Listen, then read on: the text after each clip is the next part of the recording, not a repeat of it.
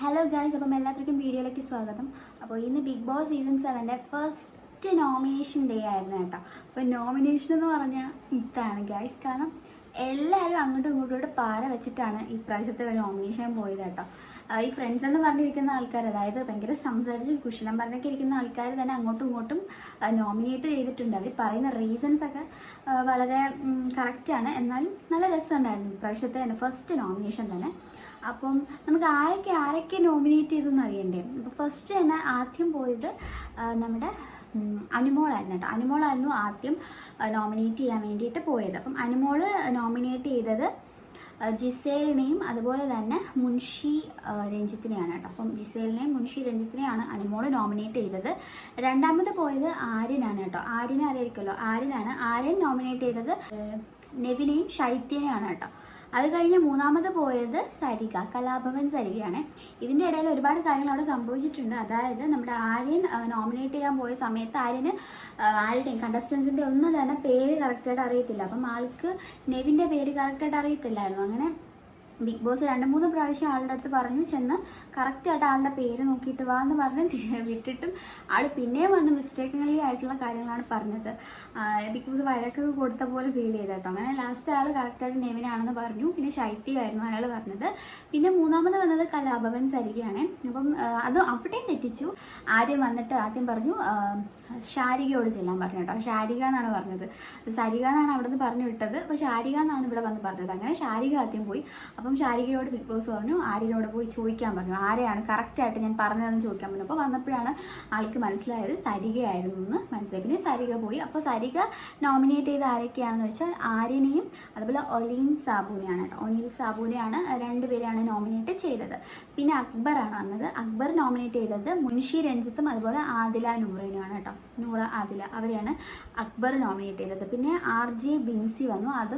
അവരും ശൈത്യനെയും നെവിനെയാണ് നോമിനേറ്റ് ചെയ്തത്. പിന്നെ ഒനീൽ സാബു ശൈത്യനെയും അതുപോലെ ജിസേലിനെയാണ് നോമിനേറ്റ് ചെയ്തത്. ജിസേൽ എന്ന് പറയുന്ന ഒരു നല്ല കണ്ടസ്റ്റൻ്റ്, അതായത് കുറച്ചുകൂടെ പവർഫുൾ കണ്ടസ്റ്റൻ്റ് ആണ്. അതുകൊണ്ടാണ് ആളെ നോമിനേറ്റ് ചെയ്തതെന്നാണ് പറഞ്ഞത് കേട്ടോ. പക്ഷെ ജിസേലിനെ നോമിനേറ്റ് ചെയ്യുന്ന ഒരു കമ്മ്യൂണിക്കേഷൻ ഗ്യാപ്പ് ഇവർ തമ്മിലുണ്ട്. എല്ലാ കണ്ടസ്റ്റൻസും ജിസയിലും തമ്മിലൊരു കമ്മ്യൂണിക്കേഷൻ ഗ്യാപ്പ് എനിക്ക് ഫീൽ ചെയ്തിട്ടുണ്ട്. കാരണം അങ്ങനെ ആരുമായിട്ടും വലിയൊരു കോൺവെർസേഷൻ എടുക്കുന്നത് കണ്ടിട്ടില്ല. ചിലപ്പോൾ ലാംഗ്വേജിൻ്റെ പ്രശ്നം കാരണമായിരിക്കും, ഓക്കെ കുഴപ്പമില്ല. പക്ഷെ അത് വേണമെങ്കിൽ റീസൺ പറയായിരുന്നു.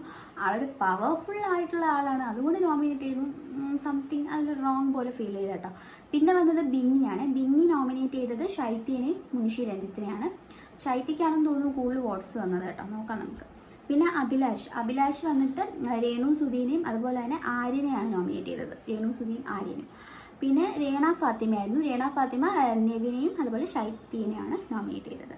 പിന്നെ ജിസേൽ വന്ന് രേണുവിനെയും സരിക എന്ന് പറയുന്നത് കറക്റ്റായിട്ട് ബിഗ് ബോസിന് മനസ്സിലായിട്ടില്ല എന്നാണ് തോന്നുന്നത്. സരിക എന്ന് പറയുന്നത് സാരിക എന്നൊക്കെ എന്തൊക്കെയോ നമുക്ക് മനസ്സിലാവാത്ത, സരികയാണോ ശാരികയാണോ എന്നൊരു കൺഫ്യൂഷൻ വന്ന രീതിയിലാണ് വന്ന് അവസാനിച്ചത്. ആർക്കാണ് ആ വോട്ട് പോയതെന്ന് ഒരു പിടിയുമില്ല. ലിസ്റ്റ് വരുമ്പോൾ അറിയാം കേട്ടോ. എനിക്ക് ഒരു പിടിയും കിട്ടുന്നില്ല. കറക്റ്റായിട്ട് കുറേ പ്രാവശ്യം ബിഗ് ബോസ് ആവർത്തിച്ച് ചോദിച്ചു ശാരികയാണോ സരികയാണോ, എന്നിട്ടും ആ ഒരു ടോണിൽ രണ്ടും കൂടെ മിക്സ് ചെയ്ത ടോണിലാണ് പറഞ്ഞത് കേട്ടോ. അപ്പോൾ അതെന്തായിട്ട് മാറിയെന്ന് അറിയത്തില്ല. എനിക്ക് തോന്നുന്നു കലാഭവൻ സരികേനെയാണ് ഉദ്ദേശിച്ചതെന്നാണ് എനിക്ക് തോന്നുന്നത്. അപ്പം ഉറപ്പില്ല, ആളുടെ ഇതാണ്. ഓക്കെ, അടുത്ത് ശാരിക വന്നിട്ട് രേണുവിനെയും മുൻഷി രഞ്ജിത്തിനെയാണ് വോട്ടിട്ടത്. പിന്നെ ഷാനവാസ് ജിസേലിനെയും അഭിലാഷിനെയാണ് വോട്ടിട്ടത്. അപ്പം ഷാനവാസിൻ്റെ നോമിനേഷൻ വളരെ കോൺട്രവേഴ്സീസ് ഉണ്ടാക്കുന്ന തരത്തിലുള്ള ഒരു നോമിനേഷനായിരുന്നു. അതായത് ജിസേലിനെതിരായിട്ട്, അതായത് ജിസേലിൻ്റെ വസ്ത്രധാരണം ശരിയല്ല, അതുകൊണ്ടാണ് ജിസേലിനെ നോമിനേറ്റ് ചെയ്യുന്നതെന്നാണ് ഷാനവാസ് വന്ന് നോമിനേഷനിൽ വന്ന് പറഞ്ഞത്. അത് വളരെ വലിയൊരു ഇമ്പാക്റ്റ് എന്തായാലും ഉണ്ടാക്കുമെന്ന് ഉറപ്പാണ്. ആളുടെ ഫാൻസൊക്കെ ഭയങ്കരമായിട്ട് ഇടിഞ്ഞു പോകാൻ സാധ്യതയുണ്ട് ഈ ഒരൊറ്റ സ്റ്റേറ്റ്മെൻറ്റിൽ. അത് കേട്ടപ്പോൾ തന്നെ ഞെട്ടിപ്പോയി. എന്തിനാ ഷാനവാസ് അങ്ങനെ സ്റ്റേറ്റ്മെൻറ്റ് ഇത്രയും പബ്ലിക് പ്ലാറ്റ്ഫോമിൽ വന്നിട്ട് ഇങ്ങനെ പറഞ്ഞു? മണ്ടത്തിൽ ഇത്രയും പറയുന്ന ആളാണോ എന്നൊക്കെ ഞാൻ ചിന്തിച്ചേട്ടോ. അത്രയ്ക്കും എക്സ്പോസ് ചെയ്തങ്ങ് പറഞ്ഞു ഡ്രസ്സിൻ്റെ പ്രശ്നം കൊണ്ടാണെന്നും. അതൊരു തെറ്റാണ്. അവിടെ ഡ്രസ്സൊക്കെ അവരവരുടെ ഇഷ്ടമല്ലേ. അവിടെ വന്നൊരു കോൺട്രവേഴ്സി ഉണ്ടാക്കിയതാണെങ്കിൽ ചിലപ്പോൾ നെഗറ്റീവ് പബ്ലിസിറ്റിക്ക് വേണ്ടിയിട്ട് പറഞ്ഞാണോ എന്ന് അറിയത്തില്ല. എന്തായാലും അത് അയാൾക്ക് നെഗറ്റീവായിട്ട് വരാൻ സാധ്യതയുണ്ട്. അടുത്ത് രേണു സുധിയാണ് വന്നത്. രേണു സുധി വന്നിട്ട് അക്ബറിനെയും അതുപോലെ ശൈത്യനെയുമാണ് നോമിനേറ്റ് ചെയ്തത്. പിന്നെ അപ്പാനി ശരത്ത് നെവിനെയും ഷാനവാസിനെയും നോമിനേറ്റ് ചെയ്തു. പിന്നെ ആദില നൂറ വന്നു ശൈത്യനെയും ആര്യനെയും നോമിനേറ്റ് ചെയ്തു. ശൈത്യ ആയിരുന്നു അടുത്തത്, ബിന്നിനെയും രേണുവിനെയാണ് നോമിനേറ്റ് ചെയ്തത്. പിന്നെ അനീഷ് ശാരികേനെയും അനുമോളെയാണ് നോമിനേറ്റ് ചെയ്തത്. അപ്പോൾ ഇത്രയും പേരെയാണ് കേട്ടോ നോമിനേഷനിൽ വന്നിട്ടുള്ളത്. അപ്പം എന്തായാലും ഇപ്രാവശ്യത്തെ നോമിനേഷൻ ഭയങ്കര രസമുള്ള നോമിനേഷനായിരുന്നു. കാരണം എല്ലാവരും അങ്ങോട്ടും ഇങ്ങോട്ടും പാര വെച്ചിട്ടുണ്ട്. പക്ഷെ പുറത്തറിയില്ലല്ലോ ആരൊക്കെയാണ് നോമിനേറ്റ് ചെയ്തതെന്ന് അറിയുന്നില്ല. അതുകൊണ്ട് എല്ലാവരും എസ്കേപ്പ് അടിച്ച് പോകും. പിന്നെ നമ്മുടെ നോമിനേഷൻ കഴിഞ്ഞതിന് ശേഷം അവിടെ ഒരു വലിയൊരു സംഭവം നടന്നു കേട്ടോ. അവിടെ നിങ്ങൾ ഓൾറെഡി ടീസർ അതായത് പ്രമോയിൽ കണ്ടിട്ടുണ്ടാവും രേണു സുധിയുടെ തലവേദന. രേണു സുധിക്ക് തലവേദന വന്നു. ഈ നോമിനേഷൻ നടക്കുന്ന സമയത്ത് തന്നെ ഫുള്ള് കിടപ്പാണ്. തലവേദന, തല മസാജ് ചെയ്യുന്നു, നൂറയുടെ ആണെന്ന് തോന്നുന്നു, നൂറയുടെ മടി കിടക്കുന്നു, തലവേദന മസാജ് ചെയ്യുന്നു, ഒക്കെ മസാജ് ചെയ്യുന്നു. അവിടെ അങ്ങനെ നടക്കുന്നു. അപ്പുറത്ത് ഷാനവാസ് കിടക്കുന്നു, ഉറങ്ങുന്നു എന്നൊക്കെ ഭയങ്കര പരാതികളായിരുന്നു. അങ്ങനെ ഒരാൾ പറഞ്ഞു, നമ്മുടെ അഭിലാഷ് ആണോ എന്ന് എനിക്കറിയില്ല, അതോ അനീഷു ആണ്, പറഞ്ഞു ഇങ്ങനെ ഉറങ്ങുന്നത് ചിലപ്പോൾ നമ്മുടെ ലക്ഷറി ബഡ്ജറ്റിനെ ബാധിക്കും, ചിലപ്പോൾ ഇങ്ങനെ ഉറങ്ങുന്നവർ കാരണം ചിലപ്പോൾ ലക്ഷറി ബഡ്ജറ്റ് കുറയാൻ സാധ്യതയുണ്ട്, ഇങ്ങനെ ഒരു സ്റ്റേറ്റ്മെന്റ് ആൾ പറഞ്ഞു. അതോടെ അവിടെ ഒരു ഭയങ്കര വിപ്ലവം നടന്നു. അതായത് ഓരോരുത്തരായിട്ട് പറയാൻ തുടങ്ങി, ഇങ്ങനെ ഉറങ്ങിയാൽ ചിലപ്പോൾ നമ്മുടെ ലക്ഷറി ബഡ്ജറ്റിന്റെ പ്രശ്നം വരാൻ സാധ്യതയുണ്ട്, സോ ഇനി ആരും ഇങ്ങനെ ഒരു മെയിൻ ആയിട്ടുള്ള കാര്യം നടക്കുമ്പോൾ ഇങ്ങനെയായിരുന്നു ഉറങ്ങരുതെന്ന് പറഞ്ഞു. അങ്ങനെ ഷാനവാസ് അവിടെ ചാടി എഴുന്നേറ്റ് ഉറങ്ങുന്നില്ല എന്ന് പറഞ്ഞു. കുറച്ച് കഴിഞ്ഞപ്പം അനീഷ് പറഞ്ഞു അത് രേണു സുധിയുടേത് ജെനുവിനാണ്. ഈ ഒരു സ്റ്റേറ്റ്മെന്റാണ് ഇവിടെ പ്രശ്നം വരാൻ കാരണം. രേണു സുധിയുടെ തലവേദന എന്ന് പറയുന്നത് ജെനുവിനാണ്, പക്ഷെ ഷാനവാസിൻ്റെത് അങ്ങനെ ആയിട്ട് തോന്നിയില്ല എന്ന് ഒരു സ്റ്റേറ്റ്മെന്റ് നമ്മുടെ അനീഷ് പറഞ്ഞു. തുടങ്ങിയിലെ പൂരം, പിന്നെ അങ്ങോട്ട് അവിടെ ഒരു അടിയും ബഹളമായി. അടിയും ബഹളം എന്ന് പറയാൻ പറ്റത്തില്ല, കുറച്ച് വാക്ക് തർക്കങ്ങളായി. പിന്നെ അതൊക്കെ കഴിഞ്ഞ് ലിവിങ് റൂമിൽ നിന്ന് അവർ എഴുന്നേറ്റ് പോയി. കുറച്ച് കഴിഞ്ഞപ്പോൾ അഭിലാഷ് ഇങ്ങനെ നമ്മുടെ അപ്പാനി ശരത്തിനോടും അതുപോലെ ശൈത്യയോടൊക്കെ പറയുന്നുണ്ട്, ഇപ്പം നോക്കിക്കേ നമ്മുടെ രേണു സുധി എന്ത് ആക്റ്റീവായിട്ട് നടക്കുന്നത്. അവിടെ നോമിനേഷൻ ടാസ്ക് നടന്നപ്പം ആൾക്ക് ഭയങ്കര ഉറക്കം, ഇപ്പം അതാ കൂളായിട്ട് ആൾ നടക്കുന്നുണ്ടെന്ന് പറയുന്നു. അങ്ങനെ പിന്നെ അവിടെ ഒരു അപ്പാനി ഞാൻ ചെന്ന് തുടങ്ങട്ടെ എന്ന് പറഞ്ഞിട്ട് അഭിലാഷും അപ്പാനിയും കൂടെ അങ്ങോട്ട് തുടങ്ങി ബഹളം സ്റ്റാർട്ട് ചെയ്തു. അങ്ങനെ അവിടെ വലിയൊരു ഫൈറ്റ് നടന്നു കേട്ടോ. രേണു സുധി അടിക്കാൻ പോകുന്നു, അഭിലാഷ് അവിടെ നിന്ന് അടിക്കാൻ വരുന്നു, അങ്ങനെ ഭയങ്കരമായിട്ടുള്ള ബഹളം അവിടെ ഉണ്ടായി. പിന്നെ അതിൻ്റെ ഇടയിൽ അനീഷ് കയറി വരുന്നു. അനീഷ് കയറി രേണുവിൻ്റെ സൈഡ് പിടിച്ചിട്ട് രേണുവിൻ്റെ ജെനുവിൻ ഹെഡേക്കാണ് അങ്ങനെയൊക്കെ പറഞ്ഞ് അങ്ങോട്ട് അനീഷും അപ്പാനിയും അതുപോലെ എല്ലാവരും കൂടെ ഭയങ്കരമായിട്ടുള്ള യുദ്ധം. അങ്ങനെ ഭയങ്കരമായിട്ടുള്ളൊരു ക്ലാഷ് നടന്നു കേട്ടോ ഈ തലവേദനയെ ചൊല്ലിയിട്ട്. പിന്നെ രേണു സുധീനെ സെഷൻ റൂമിൽ കൊണ്ടുപോയി തലവേദന എന്ന് പറഞ്ഞിട്ട്. പിന്നെ അതായി പ്രശ്നം. രേണു സുധീൻ്റെ തലവേദന മാത്രം അനീഷ് പറഞ്ഞു, നമ്മുടെ ഷാനവാസിൻ്റെ തലവേദന ഉണ്ടെന്ന് പറഞ്ഞില്ല എന്നും പറഞ്ഞ് പിന്നെ ഒരു പ്രശ്നമായി. പിന്നെ അങ്ങോട്ട് ഭയങ്കര പ്രശ്നങ്ങളായിരുന്നു ഗൈസ്. അങ്ങനെ ഒരു ഭയങ്കര ഫൈറ്റ് ആയിരുന്നു കേട്ടോ. ഇപ്പം കഴിഞ്ഞതേ ഉള്ളൂ, ഇപ്പം ലൈവിലുണ്ടായിരുന്നു കേട്ടോ. അപ്പം എന്തായാലും ഇവരുടെ അടി എവിടെ ചെന്ന് അവസാനിക്കുമെന്ന് അറിയില്ല. ഇപ്പം എല്ലാവരും ഒറ്റപ്പെടുത്തി നിർത്തിയിരിക്കുന്നത് അനീഷിനെയാണ് കേട്ടോ.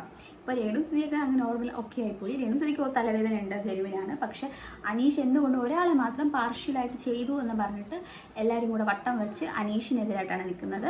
പിന്നെ അനീഷ് ഒരുപാട് പേര് ഇങ്ങനെ കോപ്പി അടിച്ചിട്ടാണ് ചെയ്യുന്നത്. പുറത്ത് ആളുകൾ അനീഷിന് ചിലപ്പോൾ ഇത് പോസിറ്റീവായിട്ട് വരാൻ സാധ്യതയുണ്ട്, നമുക്ക് ചിലപ്പോൾ നെഗറ്റീവ് ആവും എന്നൊക്കെ പറഞ്ഞിട്ട് അവിടെ ഇരുന്ന് തന്നെ എല്ലാവരും ചർച്ച ചെയ്യുന്നുണ്ട്. അപ്പോൾ എന്തായാലും ഇപ്പോൾ എനിക്ക് തോന്നുന്നു കമൻസും ഇതുമൊക്കെ വായിച്ചു നോക്കിയപ്പോൾ എനിക്ക് ഫീൽ ചെയ്തത് ഇപ്പോൾ രേണു സുധിക്കും അനീഷിനും കുറേയൊക്കെ പോസിറ്റീവായിട്ട് വന്നിട്ടുണ്ട്. ഇന്നലെ കുറേ നിമിഷം വരെ എല്ലാവരും അനീഷിനെതിരായിരുന്നു, രേണു സുധിക്കും എതിരായിരുന്നു. പക്ഷെ ഇപ്പം ഈ ഒരു ഫൈറ്റിന് ശേഷം ഒരു ഭയങ്കരമായിട്ട് സ്പ്ലിറ്റായി. അക്ബർ, അഭിലാഷ് അങ്ങനെ ഒരു ടീം എല്ലാവരെയും അപ്പാനി ശരത്ത് അവരെല്ലാം ഒരു അടുക്കള ടീമാക്കി അപ്പുറത്തോട്ടാക്കിയതിന് ശേഷം രേണുവും അതുപോലെ അനീഷുമായിട്ടുള്ള ഇവിടെ നിന്ന് നെഗറ്റീവായിട്ട് പോയവരൊക്കെ അവിടെ വന്ന് പോസിറ്റീവ് ആവുന്ന പോലെ അങ്ങ് പോകുന്നുണ്ട്. അപ്പോൾ എന്തായാലും ഈ ഒരു ഇഷ്യൂ കാരണം ഒരുപാട് പേരുടെ ഇമേജസ് പുറത്ത് വന്നിട്ടുണ്ട്. ഇപ്പോൾ അപ്പാനി ശരത്തിനൊക്കെ ഒരുപാട് നെഗറ്റീവായി. ആളിപ്പം അഖിൽമാരാറിനെ കോപ്പി അടിക്കുകയാണ്, അങ്ങനെയൊക്കെ ഒരുപാട് ഡയലോഗ്സ് കമൻസിൽ വരുന്നുണ്ട്. അപ്പോൾ എന്തായാലും ഇപ്പോൾ എല്ലാവരുടെയും ഫേസ് അവർ പറയുന്ന അനീഷിൻ്റെ ഫേസ് പുറത്ത് വന്നത്. പക്ഷേ ഇപ്പോൾ എനിക്ക് ഫീൽ ചെയ്യുന്നതെന്ന് വെച്ചാൽ അവരവരുടെ ഫേസാണ് പുറത്ത് വന്നിട്ടുള്ളത്. അപ്പം എന്തായാലും നമുക്ക് കണ്ടറിയാം ഇനി എന്തൊക്കെ സംഭവിക്കുമെന്ന്. ഇപ്പോൾ തുടക്കത്തിൽ ഒരു എപ്പിസോഡ് ആയപ്പോഴേ ഇവിടെ അടിയും ഗുസ്തിയൊക്കെ തുടങ്ങിയിട്ടുണ്ട്. അപ്പോൾ ഇനി മുന്നോട്ട് പോകുന്ന എപ്പിസോഡ്സിൽ എന്തായിരിക്കും അവസ്ഥ എന്ന് അറിയത്തില്ല. അപ്പോൾ എന്തായാലും നമുക്ക് കണ്ടു തന്നെ അറിയാം കേട്ടോ.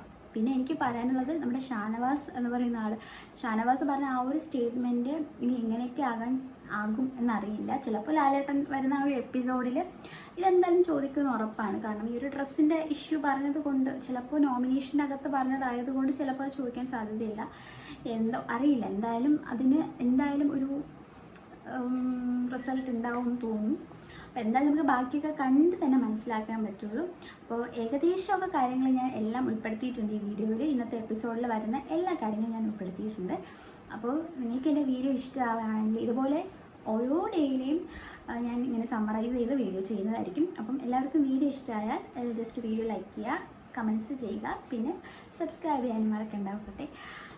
അപ്പോൾ ഇത്രയേ ഉള്ളൂ ഇന്നത്തെ വീഡിയോ.